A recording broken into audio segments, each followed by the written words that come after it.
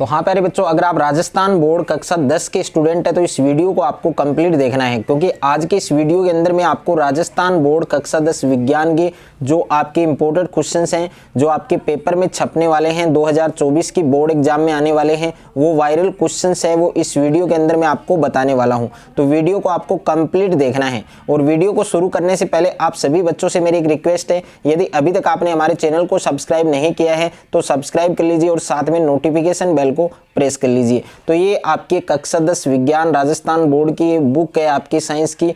तो साथ में साइंस की जो बुक है वो आपको जरूर लेकर बैठना है और साथ में एक पेन।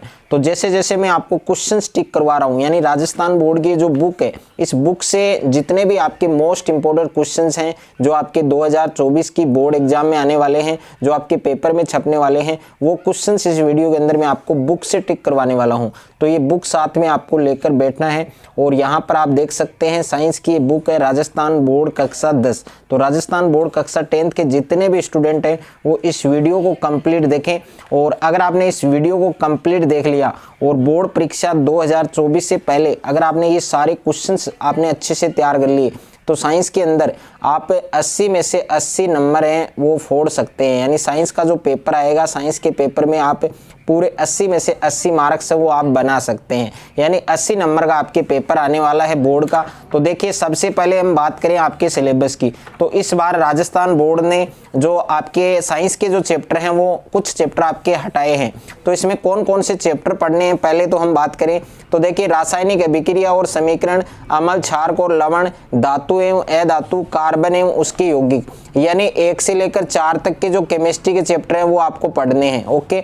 और 5वां चैप्टर है वो इस बार हटा दिया गया है, आपके तत्वों का आवर्त वर्गीकरण, ये आपको नहीं पढ़ना है। उसके बाद में हम बायो के चैप्टर की बात करें तो जैव प्रक्रम है, नियंत्रण और समन्वय, और जीव जनन कैसे करते हैं, आनुवंशिकता और जैव विकास, यानी 6 से लेकर 9 तक के जो चैप्टर हैं वो आपके बायो के हैं, ये आपको कंप्लीट पढ़ने हैं। और उसके बाद में फिजिक्स के चैप्टर की हम बात करें तो चैप्टर नंबर 10 से लेकर चैप्टर नंबर 13 तक के जो चैप्टर हैं वो आपके फिजिक्स के चैप्टर हैं जो कंप्लीट आपको पढ़ने हैं। यानी इसमें एक तो आपके चैप्टर नंबर 16 और एक आपके चैप्टर नंबर 14 और एक है चैप्टर नंबर 5, यानी 3 चैप्टर है वो इस बार हटाए हैं आपकी, जिसमें 3 चैप्टर आपको नहीं पढ़ने हैं। ओके। यानी 1 से 4 तक के चैप्टर और उसके बाद में 4 चैप्टर आपके बायो के हैं और 4 चैप्टर आपके फिजिक्स के हैं और एक आपको ये वाला चैप्टर पढ़ना है हमारा पर्यावरण। तो सबसे पहले हम बात करें चैप्टर नंबर 1 की, यानी रासायनिक अभिक्रिया और समीकरण। तो इस चैप्टर के अंदर कौन कौन से इंपॉर्टेंट क्वेश्चंस हैं जो मैं आपको टिक करवाने वाला हूं और वही क्वेश्चंस आपको पढ़ने हैं। ओके। अगर आपने ये सारे क्वेश्चंस एग्जाम से पहले अच्छे से आपने तैयार कर लिए तो साइंस के अंदर जो साइंस का पेपर होने वाला है 2024 की एग्जाम में, तो उस एग्जाम में साइंस के पेपर में आप पूरे 80 मार्क्स वो बना सकते हैं। तो ये सारे क्वेश्चंस आपको अच्छे से तैयार करने हैं। तो सबसे पहले हम बात करें चैप्टर नंबर 1 आपके रासायनिक अभिक्रिया और समीकरण। तो इस चैप्टर के अंदर कौन कौन से क्वेश्चंस हैं जो आपको तैयार करने हैं, जो आपके पेपर में छपने वाले हैं। तो यहाँ पर पहला क्वेश्चन आपको यहाँ पर टिक कर लेना है, यानी बीच जो चैप्टर के बीच में जो क्वेश्चन है और अभ्यास वाले क्वेश्चन है, सारे क्वेश्चन हम टिक करेंगे। तो यहाँ पर पहला क्वेश्चन है आपके कि किसी पदार्थ अक्ष के विलयन का उपयोग सफेदी करने के लिए होता है। इसमें आपको 2 क्वेश्चन पूछे हैं, एक है आपके पदार्थ अक्ष का नाम और इसका सूत्र, और दूसरा क्वेश्चन पूछा है आपको ऊपर फर्स्ट में लिखे पदार्थ अक्ष की जल के साथ अभिक्रिया लिखिए। तो ये वाला क्वेश्चन है, ये आपको टिक करना है, अच्छे से तैयार करना है आपको। और उसके बाद में देखिए सेकंड है आपके यहाँ पर तीसरा क्वेश्चन आपको टिक कर लेना है। तीसरा क्वेश्चन आपको क्या दिया है कि निम्न अभिक्रियाओं में उपचयित तथा अपचयित पदार्थों की पहचान कीजिए। तो इसमें 2 रिएक्शन आपको दी गई हैं, दोनों में आपको उपचयित और अपचयित पदार्थ है उसकी आपको पहचान करनी है। उसके बाद में देखिए अभ्यास वाले प्रश्नों की हम बात करें तो अभ्यास वाले प्रश्न में एक तो क्वेश्चन नंबर 2 आपको टिक करना है। वस्तुनिष्ठ प्रश्न है आपके Fe2O3 + 2Al और तीर का निशान Al2O3 + 2Fe। इसमें पूछा है आपको कि ऊपर दी गई अभिक्रिया वो किस प्रकार की है, यानी कौन सी अभिक्रिया है, संयोजन है, द्विविस्थापन है, वियोजन है या फिर विस्थापन है। तो उसके बाद में क्वेश्चन नंबर 6 आपको तैयार करना है कि कि निम्न रासायनिक समीकरणों को संतुलित कीजिए, यानी रासायनिक समीकरण संतुलित समीकरण आपको जरूर पूछेगा। जो रिएक्शन है वो कुछ भी हो सकती है, ओके, लेकिन 4 रिएक्शन ये दिए गए, चारों इंपोर्टेड है, तो चारों एक बार आपको अच्छे से याद करनी है। और उसके बाद में एक है आपके क्वेश्चन नंबर 9, ये भी काफी इंपॉर्टेंट है कि उष्माक्षेपी और उष्माशोषी अभिक्रिया का क्या अर्थ है, उदाहरण दीजिए। यानी जितने भी रिएक्शन है उनमें से एक आपके एग्जाम में हर बार पूछा जाता है। और एक आपको क्वेश्चन नंबर 13, ये भी आपको अच्छे से तैयार होना चाहिए।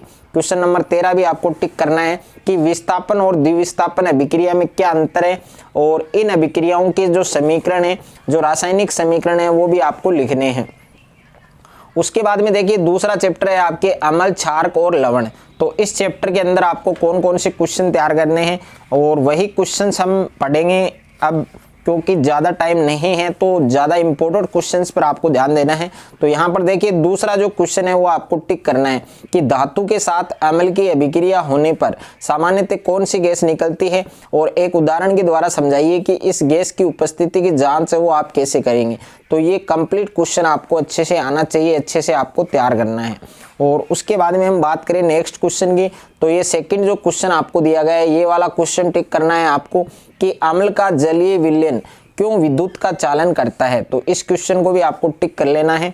और उसके बाद में बात करें हम नेक्स्ट क्वेश्चन की, तो यहाँ पर जो दूसरा क्वेश्चन है, इससे पहले देखो ये जो सारणी है, इससे आपके 1 नंबर का छोटा क्वेश्चन 100% पूछा जाएगा, यानी 100% इस सारणी से एक क्वेश्चन आएगा।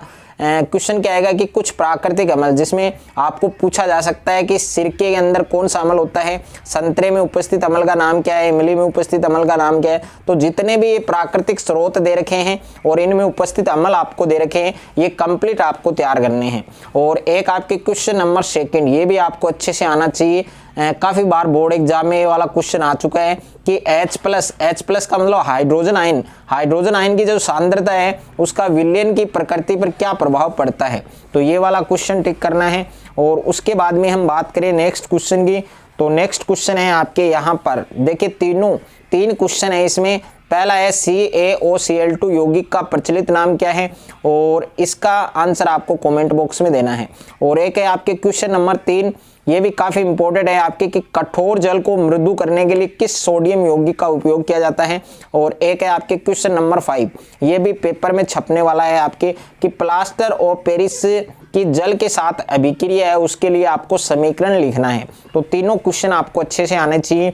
उसके बाद में हम बात करें तो यहाँ पर क्वेश्चन नंबर 4 आपको टिक कर लेना है कि अपच का उपचार करने के लिए निम्न में से किस औषधि का उपयोग होता है।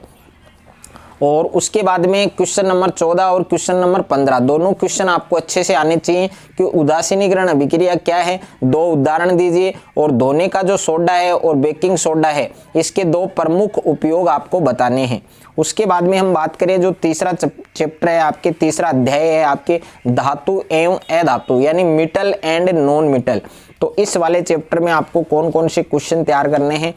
तो सबसे पहले हम बात करें बीच के क्वेश्चन की, तो यहाँ पर एक तो पहला क्वेश्चन है ना, ये आपको अच्छे से आना चाहिए। ये 100% बोर्ड एग्जाम 2024 में फंसने वाला है। पेपर में एक क्वेश्चन आने वाला है आपके कि ऐसी धातु का उदाहरण दीजिए जो कमरे के ताप पर द्रव होती है। और दूसरा है चाकू से आसानी से काटी जा सकती है। तीसरा है आपकी कि उष्मा की सबसे अच्छी चालक होती है। और 4 नंबर है उष्मा की कुचालक होती है। तो ये वाला क्वेश्चन आपको अच्छे से आना चाहिए। उसके बाद में नेक्स्ट क्वेश्चन की हम बात करें तो नेक्स्ट क्वेश्चन है आपके यहाँ पर 2 क्वेश्चन है इसमें। एक तो आपको दूसरा क्वेश्चन तैयार करना है कि इन अभिक्रियाओं के लिए समीकरण लिखिए जिसमें भाप के साथ आयरन है और जल के साथ कैल्शियम और पोटेशियम। ये वाला क्वेश्चन टिक करना है। और एक है आपके ये क्वेश्चन नंबर 4 कि अभिक्रियाशील धातु है उसको तनु हाइड्रोक्लोरिक अम्ल में डाला जाता है तो कौन सी गैस निकलती है। और आयरन के साथ H2SO4 की रासायनिक अभिक्रिया है वो आपको लिखनी है। तो ये वाला क्वेश्चन आपको अच्छे से आना चाहिए। उसके बाद में हम बात करें यहाँ पर जो क्वेश्चन नंबर फर्स्ट जो क्वेश्चन दे रखा है, यानी पहले क्वेश्चन में पहला जो क्वेश्चन है सोडियम, ऑक्सीजन और मैग्नीशियम के लिए इलेक्ट्रॉन बिंदु संरचना लिखिए। और दूसरा क्वेश्चन है ये भी आपको टिक करना है कि आयनिक यौगिकों का गलनांक है वो उच्च क्यों होता है, क्या रीजन है।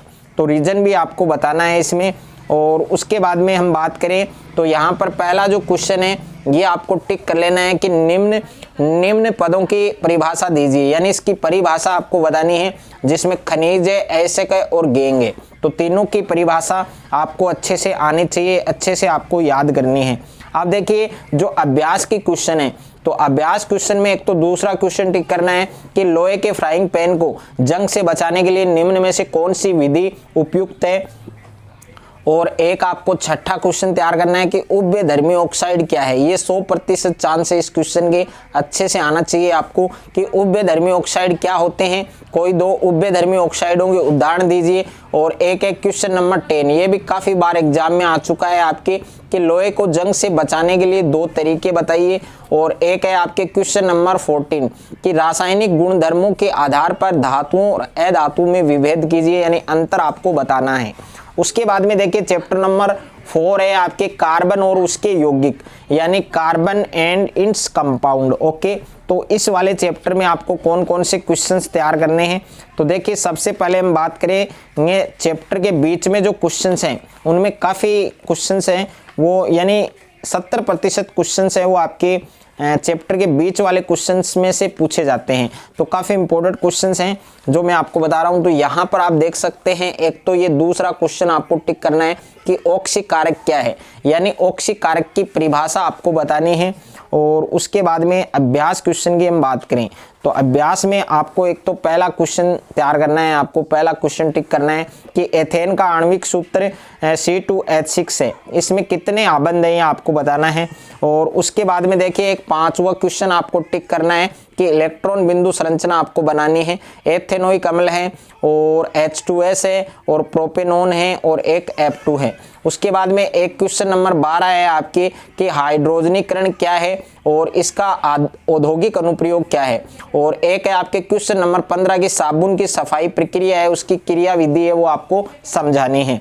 उसके बाद में देखिए 5वां चैप्टर आपके तत्वों का आवर्त वर्गीकरण, ये वाला चैप्टर हट चुका है तो इसमें आपको कुछ भी नहीं पढ़ना है। ओके, अब आते हैं हम सीधे चैप्टर नंबर 6 जो बायोलॉजी का चैप्टर है आपके जैव प्रक्रम। ओके, तो इस चैप्टर में मैं आपको ये भी बताऊंगा कि डायग्राम कौन कौन से आने के चांसेस हैं, डायग्राम कौन कौन से आ सकते हैं आपके। तो सबसे पहले हम बात करेंगे क्वेश्चंस की कि कौन कौन से इंपॉर्टेंट क्वेश्चंस हैं जो आपके पूछे जा सकते हैं जो पेपर में आने वाले हैं। तो वही क्वेश्चंस की हम उन्हीं क्वेश्चंस की हम बात करेंगे।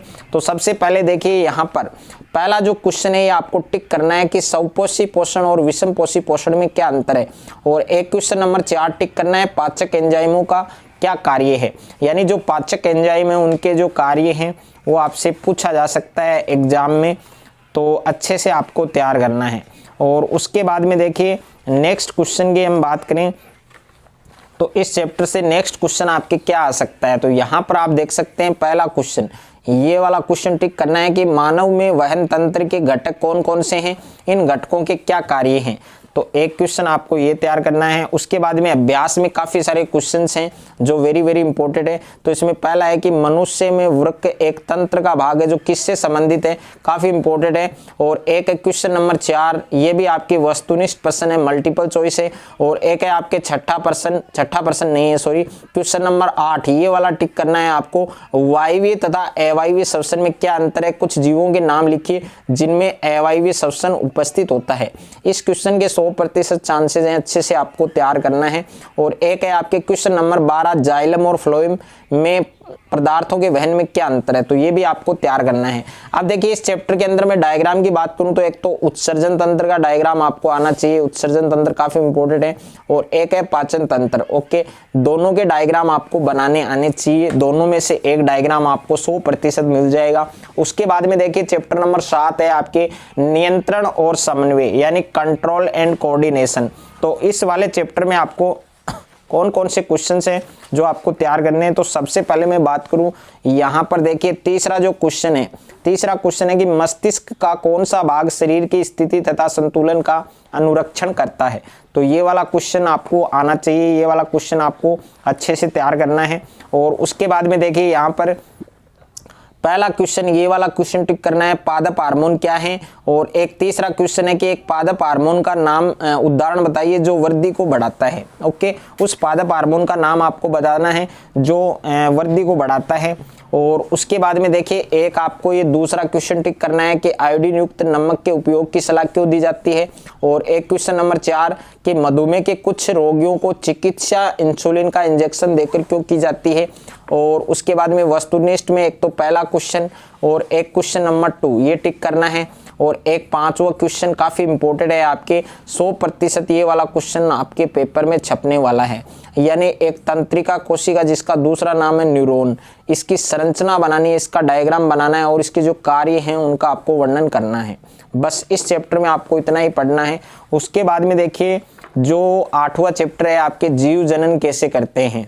तो जीव जनन कैसे करते हैं इस वाले चैप्टर में आपको क्या क्या पढ़ना है, कौन कौन से क्वेश्चंस आपको पढ़ने हैं, क्या नहीं पढ़ना है, तो पूरी योजना है वो हमने ऑलरेडी बना रखी है। तो यहाँ पर देखिए आपको 5वां जो क्वेश्चन है ये आपको टिक कर लेना है कि डीएनए की प्रकृति बनाना जनन के लिए आवश्यक क्यों है। काफ़ी इंपॉर्टेंट क्वेश्चन है ये, आपके इस बार पेपर में छप सकता है, इस पेपर में आ सकता है इस बार ये। और उसके बाद में मैं बात करूं तो यहाँ पर एक आपको क्वेश्चन नंबर 2 ये टिक करना है, एक क्वेश्चन नंबर 5 ओके, यानी शुक्राशय और प्रोटेस्ट ग्रंथि की क्या भूमिका है। और 5वां प्रश्न है यदि कोई महिला कोपटी का प्रयोग कर रही है तो क्या यह उसकी यौन संचारित रोगों से रक्षा करेगी, सुरक्षा करेगी। और एक है आपके वस्तुनिष्ठ प्रश्न संख्या 1 ये वाला टिक करना है। और एक क्वेश्चन नंबर 2 ये भी काफ़ी इंपॉर्टेंट है, तीसरा भी इंपॉर्टेंट है आपके, यानी तीनों ही वस्तुनिष्ठ प्रश्न आपको अच्छे से तैयार करने हैं। उसके बाद में देखिए 5वां क्वेश्चन है आपके, ये भी वेरी वेरी इंपॉर्टेंट है कि मानव में वृषण के क्या कार्य हैं। और एक 7वां क्वेश्चन तैयार करना है आपको कि पुष्प की अनुदैर्ध्य काट है उसका नामांकित चित्र बनाइए। और 8वां क्वेश्चन है आपके कि गर्भ निरोधन की विभिन्न विधियां कौन कौन सी हैं, तो विभिन्न विधियों के बारे में भी आपको लिखना है। उसके बाद में देखिए चैप्टर नंबर 9 है आपके आनुवंशिकता एवं जैव विकास। तो इस वाले चैप्टर में आपको कौन कौन से क्वेश्चंस हैं जो तैयार करने हैं, कौन कौन से क्वेश्चंस हैं जो आपके वेरी वेरी इंपॉर्टेंट है, जो आपके पेपर में आने वाले हैं ओके। तो इस चैप्टर में देखिए सबसे पहला क्वेश्चन आपको यही तैयार करना है कि वे कौन से कारक हैं जो नई स्पीशीज के उद्भव में सहायक हैं। यानी वे कौन से कारक हैं जो नई जाति के उद्भव में क्या होते हैं, सहायक होते हैं, हेल्पफुल होते हैं। तो उन कारकों की सूची आपको बनानी है, उन कारकों के बारे में आपको लिखना है। और उसके बाद में देखिए यहाँ पर नेक्स्ट क्वेश्चंस की हम बात करें तो नेक्स्ट है आपके अभ्यास में केवल एक ही क्वेश्चन तैयार करना है। और ये एकमात्र एक ऐसा क्वेश्चन है, एक वायरल क्वेश्चन है जो हर बार बोर्ड एग्जाम में पूछा जाता है। समजात और समरूप अंगों को उदाहरण देकर समझाइए। तो ये 100% आने वाला है आपके, इसको तो रट लेना आप अच्छे से। और उसके बाद में देखिए एक क्वेश्चन आपको ये पढ़ना है कि मेंडल द्वारा प्रतिपादित तीनों नियम। तो मेंडल के द्वारा जो 3 नियम थे, स्वतंत्र अफ्यून का नियम, प्रभाविता का नियम, तीनों नियम आपको आने चाहिए। उसके बाद में प्यारे बच्चों फिजिक्स की मैं बात करूं तो चैप्टर नंबर 10 है आपके प्रकाश परावर्तन तथा अपवर्तन। तो इस चैप्टर के कौन कौन से इंपॉर्टेंट क्वेश्चंस हैं जो आपके बोर्ड एग्जाम 2024 में साइंस के पेपर में आपको सेम टू सेम देखने को मिलेंगे ओके। तो वही क्वेश्चंस मैं आपको टिक करवा रहा हूँ, वही क्वेश्चंस आपको टिक करने हैं। तो एक पहला क्वेश्चन टिक करना है आपको कि अवतल दर्पण के मुख्य फोकस की परिभाषा लिखिए। और एक दूसरा क्वेश्चन टिक करना है कि गोलीय दर्पण की वक्रता त्रिज्या 20 सेमी है, इसकी फोकस दूरी क्या होगी। F = R/2 ये सूत्र लगाकर आप इसको सोल्व कर सकते हैं। और उसके बाद में देखिए एक ये क्वेश्चन आपको टिक करना है कि उस उत्तल दर्पण की फोकस दूरी ज्ञात कीजिए जिसकी वक्रता त्रिज्या 32 सेंटीमीटर है। तो ये न्यूमेरिकल काफ़ी इंपॉर्टेंट है और काफ़ी बार ये बोर्ड एग्जाम में भी आ चुका है, रिपीटेड क्वेश्चन है ये आपके ओके। और एक क्वेश्चन नंबर 2 कि प्रकाश वायु से 1.50 अपवर्तनांक की कांच की प्लेट में प्रवेश करती एंटर करती है। कांच में प्रकाश की चाल कितनी है, स्पीड कितनी है। निर्वात में प्रकाश की चाल है 3 × 10⁸ मीटर प्रति सेकंड। उसके बाद में देखिए नेक्स्ट है आपके, यहाँ पर हम बात करें नेक्स्ट क्वेश्चंस की। तो इस चैप्टर से देखिए काफ़ी न्यूमेरिकल क्वेश्चंस आने के ज़्यादा चांसेस हैं। और उसके बाद में देखिए एक पहला क्वेश्चन तैयार करना है कि किसी लेंस की 1 डायोप्टर क्षमता को परिभाषित कीजिए। और एक है आपके 2 मीटर फोकस दूरी वाले किसी अवतल लेंस की क्षमता ज्ञात कीजिए। तो दोनों ही क्वेश्चंस काफ़ी इंपॉर्टेंट हैं आपके, दोनों ही क्वेश्चंस आपको आने चाहिए। और उसके बाद में देखिए अभ्यास में एक तो पहला क्वेश्चन निम्न में से कौन सा पदार्थ लेंस बनाने के लिए प्रयुक्त नहीं किया जा सकता। और उसके बाद में 2 क्वेश्चन है आपके, क्वेश्चन नंबर 16 और 17, ये दोनों क्वेश्चन आपको अच्छे से आने चाहिए। उसके बाद में देखिए चैप्टर नंबर 11 है आपके मानव नेत्र तथा रंग बिरंगा संसार। तो इसमें एक तो देखिए आंख का डायग्राम है, ये आपको बनाना आना चाहिए। पहले तो आंख के डायग्राम के बारे में आपको अच्छे से तैयार करना है कि आंख का जो डायग्राम है वो आपको बनाना आ रहा है या नहीं। ओके, अगर आपको नहीं बनाना आ रहा है तो आंख का जो डायग्राम है वो आपको अच्छे से अवश्य बनाना आना चाहिए। और एक आपके ये पहला क्वेश्चन है आपके कि नेत्र की समझन क्षमता से क्या अभिप्राय है। तो ये वेरी वेरी इंपॉर्टेंट है आपके 2024 की एग्जाम के लिए। तो इस वाले क्वेश्चंस को आपको अच्छे से तैयार करना है। ओके, उसके बाद में हम बात करें नेक्स्ट क्वेश्चंस की। तो नेक्स्ट है आपके यहाँ पर अभ्यास क्वेश्चंस। तो अभ्यास में देखिए 3 क्वेश्चंस मैं आपको बता रहा हूँ। एक तो ये दूसरा क्वेश्चन जो वस्तुनिष्ठ में है कि मानव नेत्र जिस भाग पर किसी वस्तु का प्रतिबिंब बनाते हैं वो क्या कहलाते हैं। और एक ये तीसरा क्वेश्चन ये भी वस्तुनिष्ठ है। और उसके बाद में देखिए एक है आपके आंख के प्रमुख दोष। आंख के प्रमुख दोष कौन कौन से हैं? निकट दृष्टि दोष, दूरदृष्टि दोष और एक जरा दृष्टि और एक दृष्टि वैषम्य। तो चारों दोषों के बारे में आपको पता होना चाहिए कि कौन सा दोष क्या होता है और उनके जो निवारण हैं वो भी आपको अच्छे से याद करने हैं। उसके बाद में देखिए चैप्टर नंबर 12 है आपकी विद्युत यानी इलेक्ट्रिसिटी। तो इलेक्ट्रिसिटी वाला जो चैप्टर है ये काफ़ी इंपॉर्टेंट है। तो यहाँ पर देखिए तीसरा जो क्वेश्चन है, इस चैप्टर से मैं आपको कुछ न्यूमेरिकल क्वेश्चन बताऊंगा जो आपको सेम टू सेम देखने को मिलेंगे पेपर में। तो एक तो तीसरा क्वेश्चन आपको तैयार करना है कि कूलाम आवेश की रचना करने वाले इलेक्ट्रॉन है उनकी संख्या आपको ज्ञात करनी है। और उसके बाद में बात करें हम तो एक तीसरा क्वेश्चन आपको तैयार करना है कि 6 वोल्ट बैटरी से गुजरने वाले हर एक कूलाम आवेश को कितनी ऊर्जा दी जाती है। तो ये वाला क्वेश्चंस भी आपको अच्छे से तैयार करना है, अच्छे से आपको ये वाला क्वेश्चंस भी आना चाहिए।